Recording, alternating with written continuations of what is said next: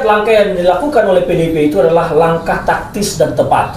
Tepat untuk apa? Menyelamatkan demokrasi ini supaya jangan terulang ke depan hal seperti ini. Maka PDIP tidak boleh diam. Justru kalau PDIP diam, saya juga sebagai kader akan protes. Ini partai kenapa diam? Tapi kita harus melakukan langkah-langkah taktis dari sisi hukum, nanti implikasinya ke politik, untuk menyelamatkan demokrasi supaya hal seperti yang dilakukan oleh Jokowi ini tidak terulang ke depan. Maka langkah Bang Gayus Lumbun sebagai tim hukumnya PDIP mengajukan gugatan ke PT UN terkait dengan keabsahan pendaftaran Gibran Raka Buming Raka yang memang diterima KPU dalam sementara aturan syarat capres-cawapres itu belum dirubah. Nah, ini menurut saya harus ditempuh karena memang tidak boleh negara ini dipimpin oleh yang cacat secara aturan, secara adat, secara etika. Maka kalau nanti proses di PT UN ini berjalan dan contohnya dikabulkan permohonan ini, dinyatakan Gibran tidak sah, memang tidak akan membatalkan putusan MK, tidak akan membatalkan pemilu, tetapi kemudian ini akan masuk dalam proses politik di DPR bahwa ada capres sekarang ini ilegal. Maka proses di DPR terjadi, kemudian dilempar ke MK dalam proses impeachment, dari MK masuk ke sidang istimewa MPR, ya maka Gibran harus rela memang dilengsarkan karena dia ilegal. Karena apa? Dasarnya dia cacat hukum, diterima pendaftarannya tidak sesuai aturan yang berlaku pada saat itu, meskipun adalah prasangka negatif, prasangka positif.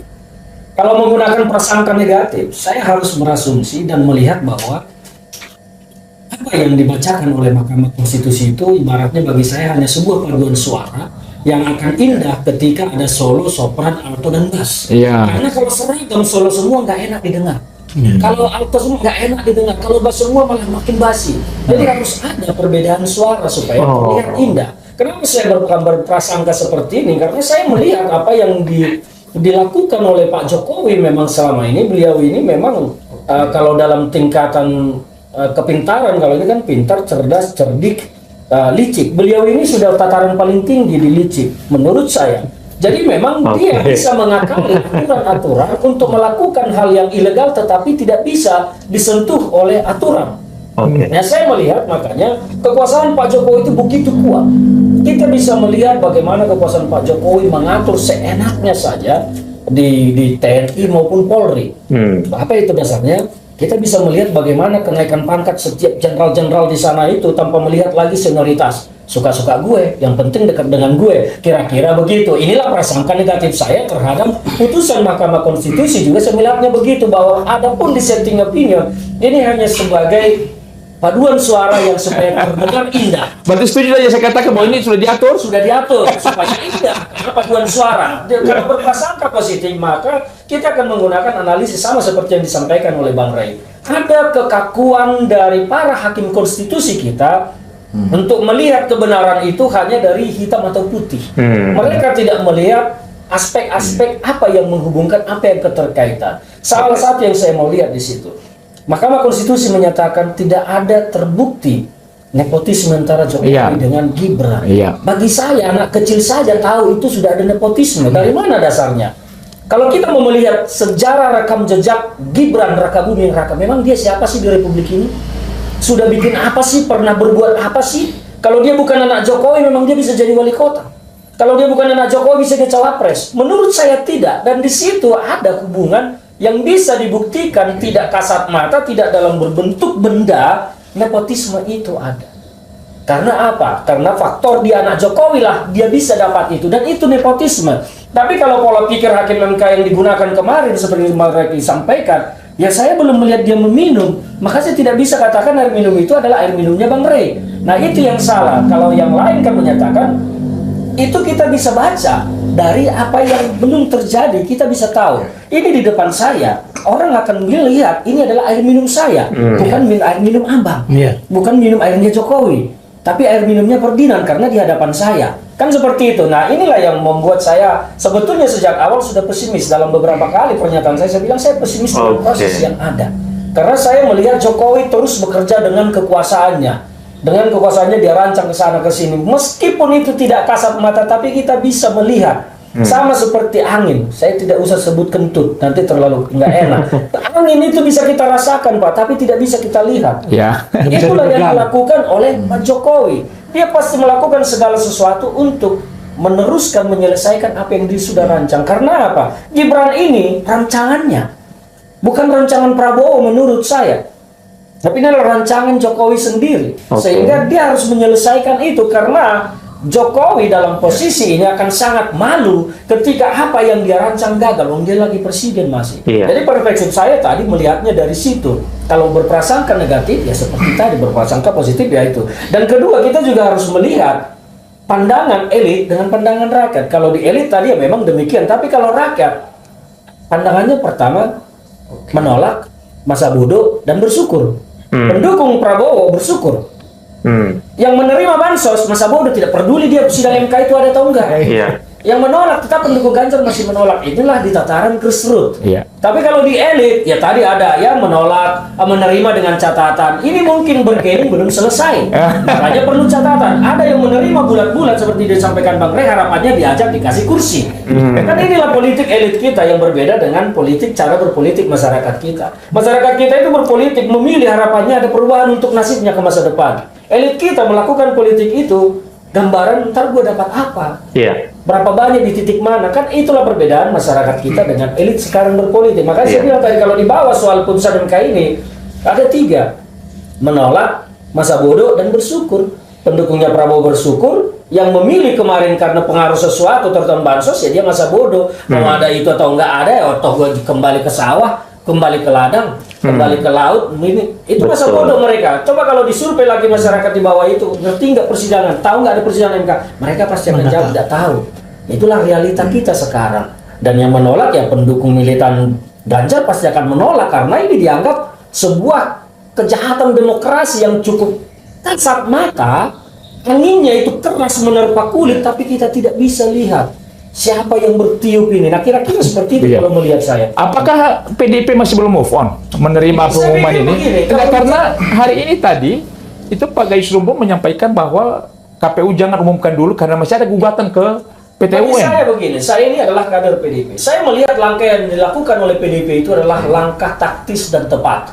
Tepat untuk apa? Menyelamatkan demokrasi ini supaya jangan terulang ke depan hal seperti ini. Maka PDIP tidak boleh diam. Justru kalau PDIP diam, saya juga sebagai kader akan protes. Ini partai kenapa diam? Tapi kita harus melakukan langkah-langkah taktis dari sisi hukum, nanti implikasinya ke politik, untuk menyelamatkan demokrasi supaya hal seperti yang dilakukan oleh Jokowi ini tidak terulang ke depan. Maka langkah Bang Gayus Lumbun sebagai tim hukumnya PDIP mengajukan gugatan ke PT UN terkait dengan keabsahan pendaftaran Gibran Raka Buming Raka yang memang diterima KPU dalam sementara aturan syarat capres-cawapres itu belum dirubah. Nah ini menurut saya harus ditempuh, karena memang tidak boleh negara ini dipimpin oleh yang cacat secara aturan, secara adat, secara etika. Maka kalau nanti proses di PT UN ini berjalan dan contohnya dikabulkan permohonan ini, dinyatakan Gibran tidak sah, memang tidak akan membatalkan putusan MK,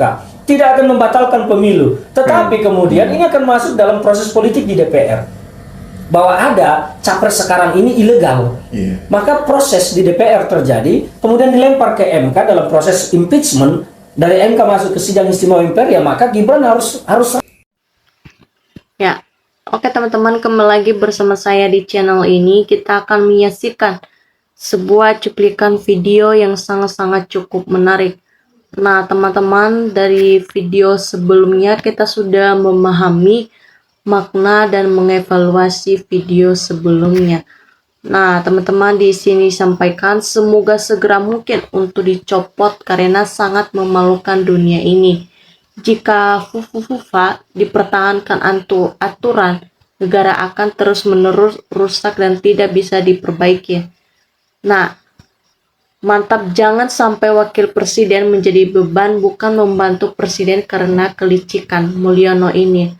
Nah, mudah-mudahan secepatnya biar Prabowo fokus memikirkan rakyat. Tunggu FUFA dicopot baru seluruh rakyat Indonesia dan bersyukur. Nah, makanya Pak Mulyono pulang kampus saja bawa itu keluarganya punya jabatan, nggak ada artinya, hanya cemohon aja, ujung-ujungnya kerja. Nah, nanti semuanya berakhir dengan baik, kejahatan akan hancur, yang jadi pemenang kebajingan, kebaikan dengan kejujuran rakyat. Nah, mantap Bang, lanjutkan buat keadilan bagi seluruh rakyat Indonesia dari kaum dinastik yang haus kekuasaan. Memang pemecatan Gibran harus agar demokrasi kita baik seperti biasa, bukan mendukung tapi pendapat Megawati sama dengan pendapat masyarakat. Nah, sangat mendukung wakil presiden ini ilegal dan cacat hukum segera mungkin biar Indonesia segera sembuh dari sakit yang berkepanjangan. Nah, sangat-sangat senang mendengarkan yang semoga benar-benar terwujud. Gibran dicopot, diganti yang lebih bisa memimpin rakyat Indonesia ini. Nah, aku setuju keluarga Mulyono ini ajukan ke ranah hukum.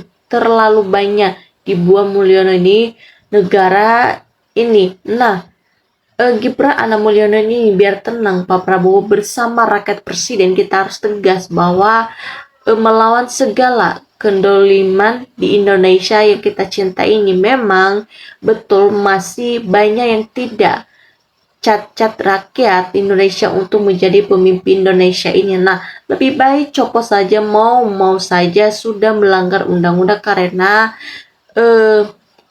orang sudah tidak punya rasa malu, dan seperti inilah yang sudah berianat. Nah, banyak pelanggar yang masih tidak rela dipecat, masih saja memalukan segala cara upaya dan payah berkelip agar tetap percaya dengan dirinya. Nah, setiap kejahatan pasti ada hukumannya. Nah, memang mudah-mudah secepatnya jadi rakyat tenang dengan damai. Jangan dilamakan secepatnya Gibran dicopot dari wakil presiden. Gibran yang gak layak jadi wakil presiden. Nah, memang negara kita ini adalah negara demokrasi dan negara yang bersatu, negara yang berkeadilan. Dari itu siapa salah satu harus diadili dan hukuman. Nah, mudah-mudahan dengan demokrasi ini terpelihara dengan baik, ditegakkan konstitusi. Di negara ini hukum harus ditegakkan. Nah, sehingga tidak sewenang-wenang menginjak konstitusi, harus melanggar konstitusi, harus diadili. Nah, pemimpin adalah sebagai contoh bagi generasi berikutnya yang mengurus negara ini, dan pula terbukti pejabat korupsi ini dipelihara oleh gunanya memanfaatkan untuk kepentingan dan kekuasaan, ujung-ujungnya mengumpulkan cuan untuk pribadi dan keluarganya. Dan masih banyak bukti-bukti yang sudah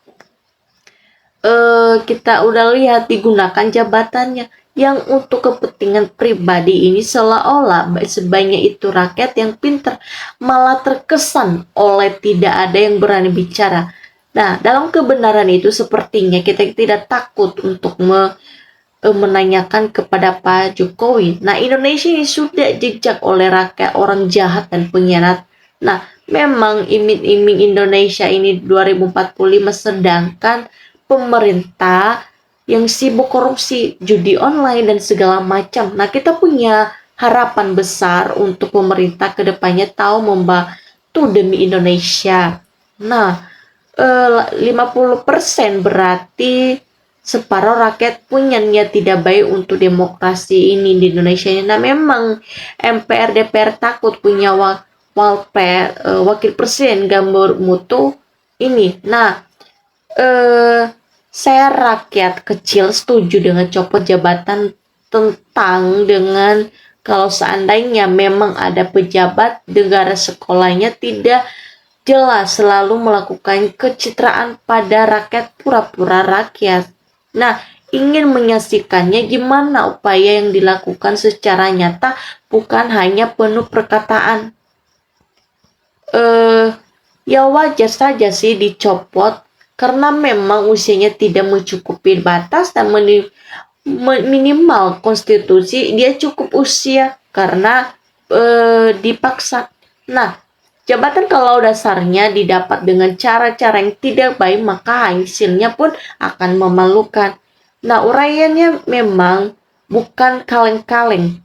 Teruslah suarakan kebenaran biar rakyat 50%. Jangan marwah di demokrasi ini siapa yang merusak. demokrasi hanya trauma sekali. Nah, memang sudah matang dalam mengambil keputusan ke depannya Jokowi dan anaknya, serta partai betul-betul memilih demokrasi tak konstitusi negara RI ini. Nah, untuk memuluskan perubahan demi perbaikan, semestinya terlebih dahulu para pejabat aparat diganti dengan mereka betul-betul ingin diperbaikan. Kalau mereka tidak digeser, tetap saja jadi digajah-gajala. Nah, kita tunggu saja apakah benar-benar mau dimazulkan, kapan targetnya. Belum jelas, hanya kor-kor doang. Nah, politik ini, dinastik ini, politik Mulyono jangan lagi dipilih dengan dukungan siapa yang tidak menunggu, berarti ikut menyelamatkan bangsa negara. Inilah rakyat yang bersuara dengan hati nurani. Nah, rakyat sudah banyak yang pintar, tahu mau memimpinya, yang pro rakyat. Memang hanya demi memikirkan kekuasaan partai, tapi hidup dipertahankan dalam konstitusi kita ini. Nah, negara besar, wakil presiden, apa nggak malu para elit kemana-mana kok pada tidur? Nah, betul-betul seharusnya harus ditanya. Ada yang hukum sekarang terbalik betul, hukuman yang salah juga, ada juga DP juara. Nah, rakyat ini susah cari makan di mana-mana dengan gele-gele dan dengan kekasihan rakyat. Nah, gimana Indonesia mau diambang kehancuran, hukum dilanggar, aturan ditabrak nggak ada, makanan rakyat tertindas-tindas. Nah, elit politik ini hanya bercerita, rakyat itu perlu bukti baru percaya rakyat. Nah, oke teman-teman, sekian dari penjelasan saya, dan jangan lupa komen, subscribe video di bawah ini, dan sampai jumpa di video saya selanjutnya. Terima kasih.